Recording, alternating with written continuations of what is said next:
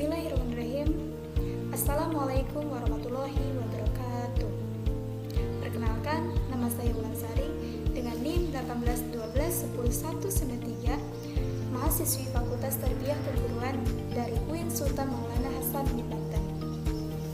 Baiklah, di sini saya akan menjelaskan sedikit materi mengenai pengembangan komponen tujuan kurikulum. Langsung saja ke poin yang pertama, yaitu tentang pengertian tujuan kurikulum.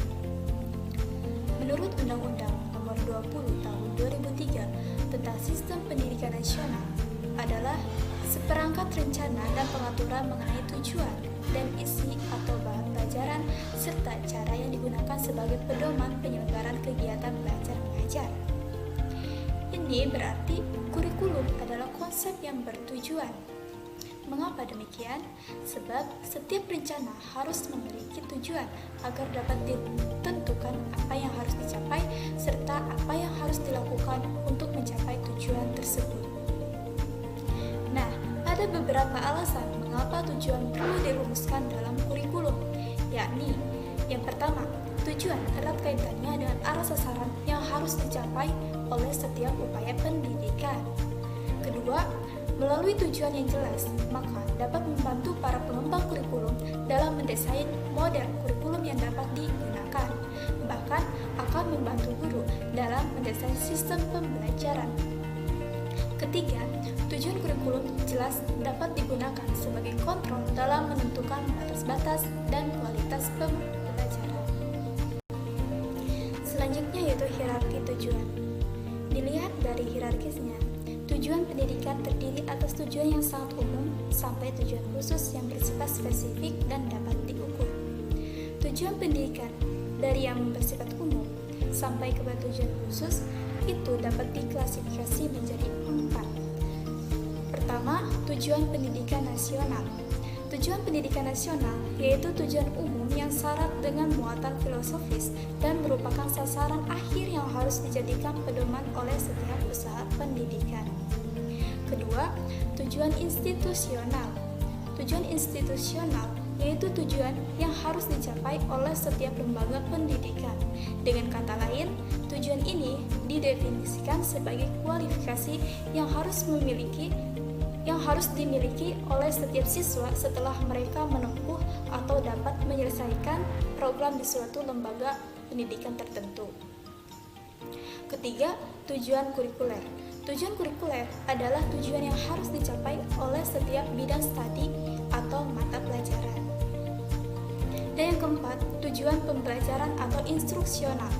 Tujuan pembelajaran atau instruksional yaitu kemampuan atau keterampilan yang diharapkan dapat dimiliki oleh siswa setelah mereka melakukan proses pembelajaran tertentu. Selanjutnya yaitu taksonomi tujuan. Menurut Bloom, dalam bukunya Taxonomy of Educational Objectives yang terbit pada tahun 1965, bentuk perilaku sebagai tujuan yang harus dirumuskan dapat digolongkan ke dalam 3 klasifikasi atau 3 domain. Pertama, yaitu domain kognitif.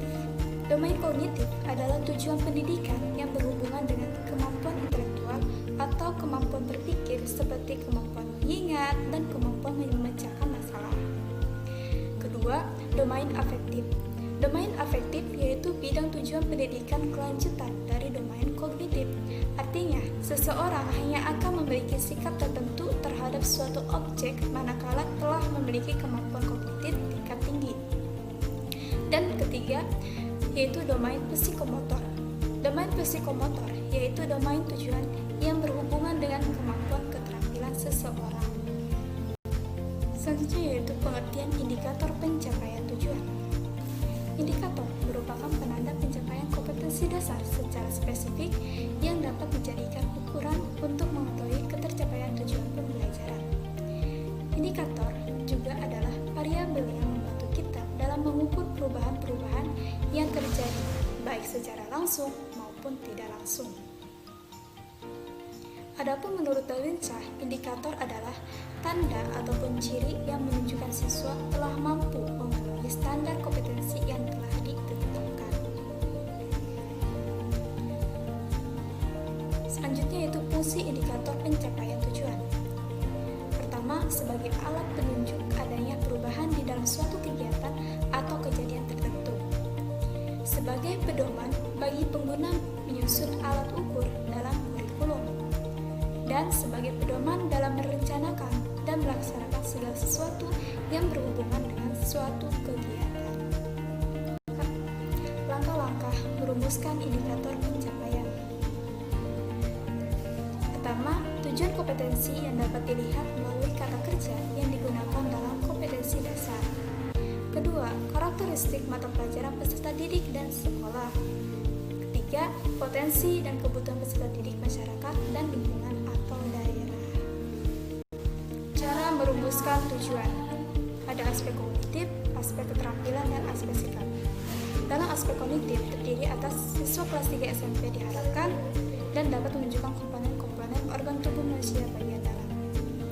Dalam aspek keterampilan terdiri atas siswa kelas 2 SMP diharapkan dan dapat berkomunikasi dalam bahasa Inggris secara aktif.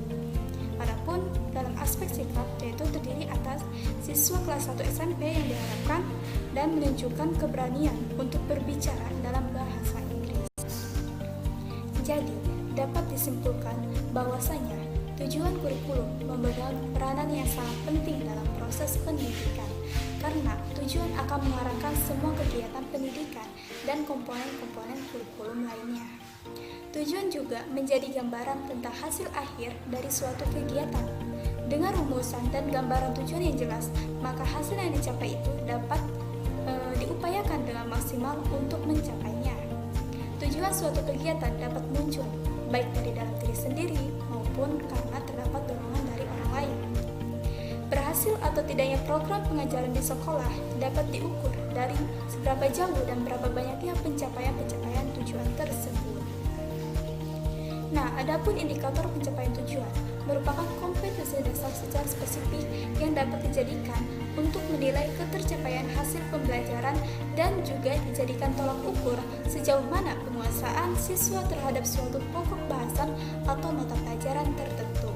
Atau lebih sederhananya, kemampuan peserta didik melakukan proses yang dapat diamati dan dapat diukur.